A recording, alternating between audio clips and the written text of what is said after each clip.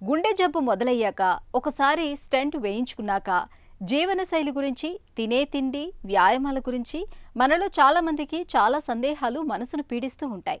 ఏం తినచ్చో, ఏం తినకూడదో తెలియక సతమతమవుతూ ఉంటారు. వ్యాయామాల విషయంలోనూ అంతే. కఠినమైన వ్యాయామాలు చేస్తే గుండెపై భారం పడుతుందని భయపడుతూ ఉంటారు. చివరికి శృంగార జీవితానికి కూడా దూరంగా ఉంటూ ఉంటారు. ఈ నేపథ్యంలో స్టెంట్ వేయించుకున్నాక జీవనశైలి, అలవాట్లు, ఆహార విహారాల విషయంలో ఎలాంటి జాగ్రత్తలు తీసుకోవాలో డాక్టర్ని అడిగి ఇప్పుడు తెలుసుకుందాం.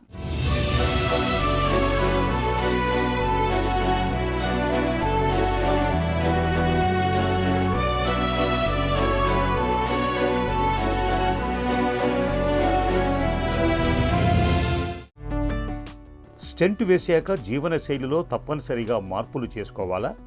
స్టెంట్ వేసిన తర్వాత చాలామంది మనకి ఓపీలో వచ్చి అడిగే క్వశ్చన్స్ ఏంటంటే ఏ లైఫ్ స్టైల్ చేంజెస్ ఏం చేసుకోవాలని అడుగుతుంటారండి. సో అసలు ఫాలో అప్ పెట్టిన రీజన్ కూడా అదే, main 3 reasons. Life style changes ఏమేమి చేసుకోవాలి, రిస్క్ ఫ్యాక్టర్స్ అంటాం, ఆ రిస్క్ ఫ్యాక్టర్స్ ఏమేమి తగ్గించుకోగలం.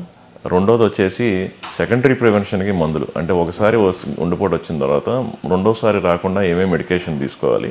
మూడోది వచ్చేసి మెయిన్ ఇంపార్టెంట్ రీస్టెనోసిస్. స్టెంట్ ఒకవేళ మూసుకుపోయే అవకాశం ఉంటే దాన్ని ఎలా కనుక్కోవడం, దానికి మానిటరింగ్ ఎలా చేస్తాం అన్నదే ఫాలోఅప్లో ముఖ్యంగా మనం చూసే విషయాలు అనమాట. సో దానికే మనం పీరియాడిక్ ఫాలోఅప్స్ అనేది పెట్టుకుంటూ ఉంటాం.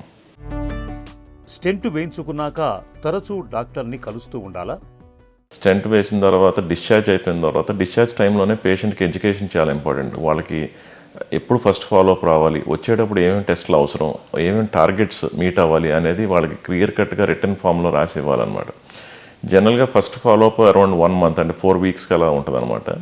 ఆ టైంకి వచ్చినప్పుడు ఏంటంటే వాళ్ళకి మనం జనరల్గా కొలెస్ట్రాల్ లెవెల్స్ కానీ, షుగర్ లెవెల్స్ కానీ, HbA1c అంటాం, 3 months యావరేజ్ కానీ, బ్లడ్ ప్రెషర్స్ ఇవన్నీ కూడా చెక్ చేస్తాం. సో ఈ టార్గెట్స్ మీట్ అవుతున్నాయా లేదా అనేది చెక్ చేసుకుంటాం. ఒకవేళ కనుక మనం ఎక్స్పెక్ట్ చేసిన టార్గెట్స్ మీట్ అవ్వకపోతే ఆ టైంలో బ్లడ్ టెస్ట్ రిపోర్ట్స్ బట్టి మెడికేషన్స్ మనం ఇంక్రీజ్ చేయడం కానీ, అదర్ మెడికేషన్స్ యాడ్ చేయడం కానీ చేస్తాం అన్నమాట. స్టెంట్ వేయించుకున్నాక ఏ పనులు చేయొచ్చు, ఏవి చేయకూడదు? స్టెంట్ వేసిన తర్వాత ఫస్ట్ 1 to 2 days డిశ్చార్జ్ టైంలోనే మైల్డ్ వాకింగ్ అనేది స్టార్ట్ చేస్తాం. ఇంటికి వెళ్ళిన తర్వాత ఫస్ట్ 1 weekలో ఇంటి చుట్టూతా నార్మల్ పేస్లో, నార్మల్ లెవెల్ గ్రౌండ్ మీద నడిచి చూడమంటాం. నేను సిమ్టమ్స్ వస్తున్నాయని చెక్ చేసుకుంటూ ఉంటాం. సో 2nd week వచ్చేసరికి ఏంటంటే కొంచెం దాని పేస్ పెంచుతాం అనమాట. 15 minutes per day, 2 to 3 times అలా నడవమని కానీ, మైల్డ్ హౌస్ హోల్డ్ యాక్టివిటీస్ చేసుకోమని కానీ చెప్తాం. జనరల్గా మళ్ళీ సేమ్ అరౌండ్ 1 month అయిపోయిన తర్వాత రెగ్యులర్ యాక్టివిటీ అనేది చేసుకునేదానికి జనరల్గా అవకాశం ఉంటుంది.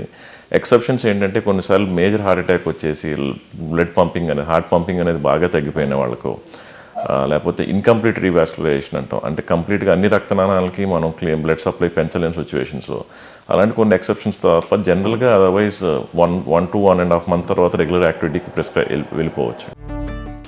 స్టెంట్ వేయించుకున్న వాళ్ళు దాంపత్య జీవితానికి దూరంగా ఉండాలా? జనరల్గా ఫస్ట్ 2 to 4 weeks అనేది స్ట్రెన్యూయస్ సెక్షువల్ యాక్టివిటీ అనేది అవాయిడ్ చేయమంటాం. వన్స్ ఫస్ట్ ఫాలోఅప్ విజిట్ అయిన తర్వాత ఎకోలో పంపింగ్ అది బాగానేవ్వండి, అదర్ పారామీటర్స్ అన్నీ బాగానేవ్వండి, గ్రేడెడ్గా ఈ మధ్యలో ఎక్సర్సైజ్ అది డెవలప్ చేస్తే సిమ్టమ్స్ ఏం లేకపోతే మాత్రం ఆ తర్వాత చేసుకోవడానికి వీలుంటుంది. స్టెంట్ వేయించుకున్నాక వ్యాయామాలు చేయొచ్చా, చేయకూడదా? ఒకసారి రెగ్యులర్ ఫిజికల్ యాక్టివిటీకి వచ్చేసిన తర్వాత, సే ఫర్ ఎగ్జాంపుల్ 4 weeks అయిపోయిన తర్వాత కానీ పేషెంట్స్ అందరికీ కూడా మనం చెప్పేది ఏంటంటే అట్లీస్ట్ మోడరేట్ ఫిజికల్ యాక్టివిటీ అంటాం అనమాట. అది 45 minutes or 30 minutes per day చేసుకుంటూ ఉండాలి. టోటల్గా అట్లీస్ట్ 150 minutes per week రావాలన్నమాట. అదే హై ఇంటెన్సిటీ ఎక్సర్సైజ్ అయితే అట్లీస్ట్ 75 minutes per week వచ్చేలాగా చూసుకోవాలి. చాలామందికి జనరల్గా దీంట్లో ఉండే ఉద్దేశం ఏంటంటే వాకింగ్ ఒకటే హైలైట్ చేస్తూ ఉంటారు. బట్ దీంట్లో అది భాగంగా మనం రెసిస్టెంట్ ట్రైనింగ్ అంటాం. రెసిస్టెంట్ ట్రైనింగ్ అంటే major joints of the upper limbs and lower limbs, కాళ్ళు చేతులకు ఉన్న major joints and muscle groups involve అయ్యేలాగా వెయిట్స్ ఎత్తడం కానీ, రెసిస్టెంట్ ట్రైనింగ్ కానీ చేసుకోవాలి. దట్ వే మనం ఏంటంటే మజిల్ లాస్ అనేది మనం ఆపొచ్చు అనమాట, ప్రోటీన్ బిల్డప్ అనేది చేయొచ్చు. స్టెంట్ వేయించుకున్న వాళ్ళ ఆహార నియమాలు ఎలా ఉండాలి? అమెరికన్ గైడ్లైన్స్, యూరోపియన్ గైడ్లైన్స్ అన్నీ కూడా మెడిటరేనియన్ డైట్ అని చెప్తూ ఉంటారు. మెడిటరేనియన్ డైట్ అంటే nothing but it's lots of vegetables, fruits, nuts, legumes, fish, omega fatty acid సంబంధించిన ఫిష్ కానీ ఇలాంటివి ఉండేలాగా చూసుకోవాలని. వాళ్ళ ఉద్దేశం మెయిన్గా ఏంటంటే కార్బోహైడ్రేట్స్ అనేది బాగా తగ్గించి ఈ ప్రోటీన్ కంటెంట్ ఉన్న ఫుడ్ కానీ ఫైబర్ కంటెంట్ ఉన్న ఫుడ్ కానీ బాగా పెంచమనేది మెయిన్ ఇంటెన్షన్ అనమాట. పాలు తీసుకునే అలవాటు ఉంటే లో ఫ్యాట్ స్కిమ్డ్ మిల్క్ తీసుకోమని కానీ, ఆర్ ఎగ్ వైట్స్ లోపల ఎల్లో తీసేసి ఎగ్ వైట్స్ తీసుకోమని కానీ, ఎక్కడ పడితే సాచురేటెడ్ ఫ్యాట్స్ అనేది మ్యాక్సిమం తగ్గిస్తాను ట్రై చేయాలన్నమాట. సో గీ కంప్లీట్గా అవాయిడ్ చేయమని కాదు కానీ it should be less than 10% of your total diet అనేది ఇలా చూసుకోవాలి. స్టెంట్ వేయించుకున్నాక తరచూ ఈసీజీ ఎకో చేయించుకుంటూ ఉండాలా? రెగ్యులర్ ఈసీజీ అండ్ 2D ఎకోలో మనకి తెలిసేది ఏమీ ఉండదండి, అన్లెస్ పేషెంట్కి కంప్లీట్గా సిమ్టమ్స్ మళ్ళీ కొత్తగా స్టెంట్ వేసిందో మధ్యలో నార్మల్గా ఉండి మళ్ళీ ఏమైనా సిమ్టమ్స్ వస్తేనో, లేకపోతే గుండె పంపింగ్ బాగా తగ్గిపోయినట్టు, డిశ్చార్జ్ అప్పుడే గుండె పంపింగ్ తగ్గి తర్వాత వచ్చే టైంకి అది ఇంకోసారి చెక్ చేయాల్సిన అవసరం ఉండేనో, లేదో స్టెంట్ వేసే టైంకి పేషెంట్కి ఏమన్నా వాల్వ్స్ కవాటాల్లో ఆల్రెడీ లీకేజ్ కానీ బ్లాక్స్ కానీ ఉండి అదొకసారి చెక్ చేసుకోవాల్సిన అవసరం ఉంది. ఇలాంటి స్పెషల్ ఇండికేషన్స్ ఉన్నాయి తప్ప ప్రతి పేషెంట్కి రెగ్యులర్గా ఈసీజీ 2D ఎకో తీయాల్సిన అవసరం ఉండదు. హై బీపీ, షుగర్, కొలెస్ట్రాల్తో బాధపడే వాళ్ళు ఎలాంటి జాగ్రత్తలు తీసుకోవాలి? ఇన్ జనరల్ హార్ట్ అటాక్ వచ్చి స్టెంట్ పడి వెళ్ళిపోయిన వాళ్ళకి LDL cholesterol targets European guidelines ప్రకారం అయితే ఆల్మోస్ట్ లెస్ దెన్ 55 దాకా ఉండాల్సిన అవసరం ఉంది. అట్లీస్ట్ వాళ్ళ బేస్ లైన్ అంటాం, అంటే వచ్చినప్పుడు ఒకవేళ వాళ్ళ షుగర్ కొలెస్ట్రాల్ లెవెల్స్ చెక్ చేస్తే minimum 50% of the cholesterol levels from base line reduction వచ్చేలాగా ప్రయత్నించాలి. ఒకవేళ కనుక అది రాకపోతే మళ్ళీ ఇందాక చెప్పినట్టు ఇమీడియట్గా మళ్ళీ ఒక 4 వీక్స్లో ఇంకో మెడికేషన్ యాడ్ చేయడం కానీ ఇలాంటివి చేసి అగ్రెసివ్గా టార్గెట్స్ రీచ్ అవ్వకపోతే ఏమవుతుందంటే స్టెంట్ వేసినప్పటికీ కూడా రెసిడ్యూల్ రిస్క్ అనేది ఉండటం వలన మళ్ళీ వేసిన దగ్గర కొవ్వు పేరుకోవడం కానీ వేరే రక్తనాళాల్లో కొవ్వు పేరుకునే అవకాశాలు ఉంటాయి.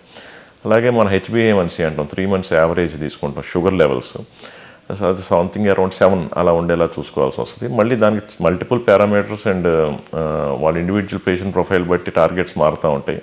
ఇది ఒక అప్రాక్సిమేట్ జనరల్ వాల్యూస్ మేము ఇస్తుంది అనమాట. అలాగే బ్లడ్ ప్రెషర్స్ తీసుకుంటే జనరల్గా అగ్రెసివ్ మేనేజ్మెంట్ అంటాం అనమాట. స్టెంట్ పడిన వాళ్ళకి సంథింగ్ అరౌండ్ 120 to 130 మధ్య సిస్టోలిక్ లెవెల్స్ అనమాట ఉండేలాగా మనం మెడికేషన్స్ అనేది టైట్రేట్ చేసుకోవడం కానీ, షుగర్స్ సాల్ట్ లెవెల్స్ తగ్గిస్తాం కానీ, ఎక్సర్సైజ్ ఎన్హాన్స్ చేయడం కానీ చేస్తూ ఉండాలి.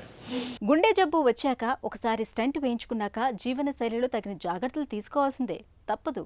అయితే మరీ కఠినమైన పథ్యాలు పాటించాల్సిన పని లేదు. వ్యాయామానికి, దాంపత్య జీవితానికి దూరంగా ఉండాల్సిన అవసరం లేదు. డాక్టర్ని తరచూ సంప్రదిస్తూ వారు చెప్పే సూచనల్ని పాటిస్తే చాలు.